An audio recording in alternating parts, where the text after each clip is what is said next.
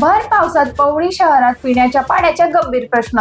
शहरवासीय पिण्याच्या पाण्यासाठी हतबल. आता पाहूयात भंडारा जिल्ह्यातील पवनी शहरातून एक गंभीर बातमी. पवनी नगर परिषद हद्दीतील गांधी चौकात पाईपलाईन लिकेज दुरुस्तीसाठी नगर परिषद प्रशासनाने 8 दिवसांपासून मोठमोठे खड्डे खोदून ठेवले आहेत. मात्र दुरुस्तीचे काम अद्याप पूर्ण झालेले नाही. त्यामुळे नागरिकांना रस्त्यावरून प्रवास करताना प्रचंड त्रास सहन करावा लागत असून तोल घसरून अपघात होण्याची शक्यताही नाकारता येत नाही. मागील पंचवार्षिक योजनेत कोट्यवधी रुपये खर्च करून पवनी शहरात पाईपलाईनचे काम करण्यात आले होते.